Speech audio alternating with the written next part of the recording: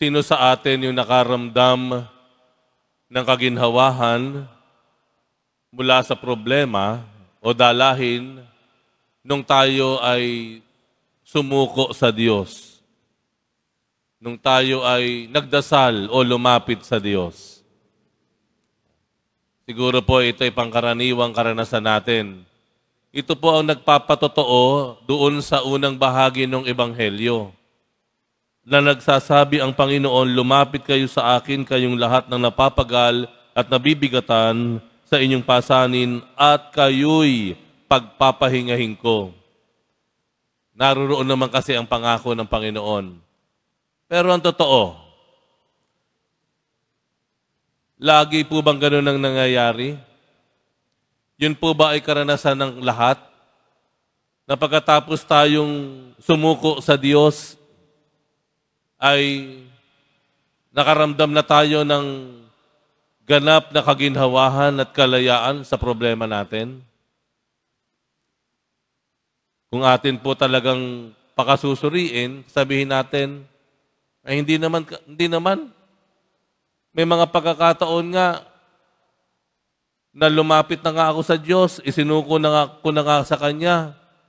Siya na nga ang pinanguna ko sa aking buhay. Pero bakit may problema pa rin?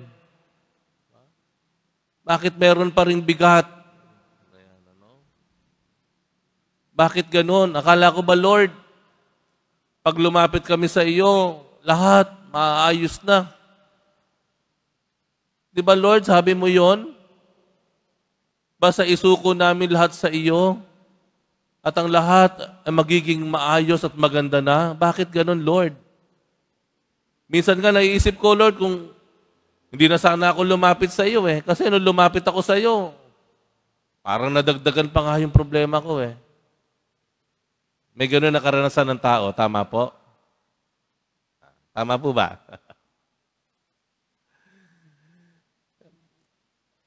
Sana po yung pangako ng Panginoon, kumpletuhin natin. Kasi yung nananatili sa isip natin, yung unang bahagi ng pangako niya. Ano sabi ng unang bahagi ng pangako niya? Lumapit kayo, lahat na napapagal, nabibigatan, at kayo'y aking pagiginhawahin. May kasunod yun Doon lang kasi ito tumitigil Ano yung kasunod? Sabi dito, pasanin ninyo. Papasanin ninyo. May papasanin pa rin tayo.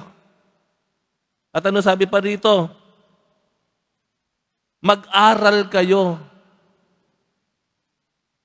Yung iba ayaw na nga mag-aral. Pagod na ako, Lord. Ayoko na mag-aral. Akala ko ba pag lumapit ako sa iyo, ako'y makakaramdam ng kapahingahan. Tapos eto ikaw, may papasanin pa pala ako at mag-aaral pa uli ako. Diba? Tama ba? Alam po ninyo, yung kapahingahan na tinutukoy ng Panginoon ay hindi ibig ipagkahulugan, ay sitting-pretty na lang tayo sa mundong ito.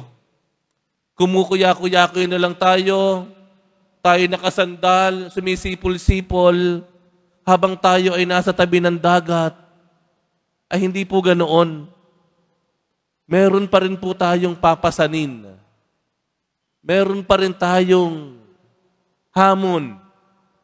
At ang hamon na iyon, ang nais ng Panginoon, matuto tayo dun sa mga hamon. Lumawak yung ating pag-unawa dahil inag-aaral tayo, tumibay ang ating pananampalataya, at mas maging malalim ang ating pagtanggap sa buhay. Hindi tayo bibigyan ng pangako ng Diyos na parang mabulaklak lamang para tayo ay pagbigyan. Hindi po mangangako ang Panginoon na parang mababaw lamang, superficial, skin deep lang, hindi. Ang mangangako ang Panginoon ng totoo. yung buong katotohanan na magpapalaya din naman sa atin. Pakatandaan po natin na sa pagdulog natin sa Diyos, halimbawa, pumasok ka sa simbahan ng Quiapo, nanonood ka sa live stream, taas ang kamay mo, isinuko mo sa Panginoon, praise the Lord, salamat sa Panginoon. Naisuko ko sa Kanya, naibuhos ko sa Kanya yung aking saloobin, yung aking dinadala. At ikaw ay maginhawang lalabas ng simbahan at matatapos mo yung misa ng live stream natin. Pero, hindi po hanggang dun lang ang gawain ng Panginoon. Hindi hanggang dun lamang. Bahagi ng plano ng Diyos, meron ka pa ring krus na dadalhin. Parang siya. Hindi naman niya binitawan yung krus at iniwan. Dinala niya hanggang sa kaduluduluhan. Meron pa rin po tayong papasaning pamatok. Ang tawag nga po dito, pamatok. Alam niyo ba yung pamatok? Ito po yung nasa batok ng kalabaw, na kahoy, na ito ang sumasangkalang sa kanyang batok sa likod at yung pinangihila ng mga kalabaw. No? So, pasanin niyo ang aking pamatok. Meron pa rin ba tayong bibuhatin? Meron pa rin ilalagay sa ating batok, sa ating balikat, pero mag-aaral tayo, may matututunan na tayo. Meron ng paglago na mangyayari sa atin. At alam natin, hindi na tayo nag-iisa. Alam natin, yung ilalagay ng Panginoon sa atin ay hindi para idiin tayo kung hindi kayang-kaya natin yung ibibigay ng Diyos kung ano man yung dadalhin natin. Yan. Yan ang pangako ng Diyos. Yan ang tunay na kapahingahan. Ang tunay na kapahingahan ng Panginoon hindi yung wala ka nang dadalhin. Ang tunay na kapahingahan ng Panginoon, meron ka pa rin dadalhin, pero matututo ka pa. Titibay ka pa, lalawak ang iyong pangunawa, at magiging mas matatag ang iyong pananampalataya. Dahil kasama mo na ang Panginoon, dahil na may mas malalim na kahulugan ang iyong pinapasan na problema o suliranin. Kaya mga kapatid, sabihin natin sa Panginoon sa misang ito, Lord, sinusuko ko po sa inyo ang lahat. Yun po yung iyong pangako. Lumapit kami sa inyo at kami iyong pagpapahingahin. Lumalapit po kami sa iyo, Panginoon. Ibinibigay po namin sa iyo, sinusuko namin sa iyo ang aming problema, pati ang aming sarili.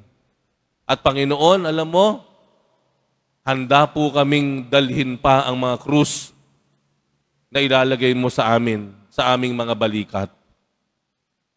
At alam namin, Panginoon, handa kami na matuto, na lumawak ang aming kaalaman, lumalim ang aming pagkaunawa, at tumibay ang aming pananampalataya.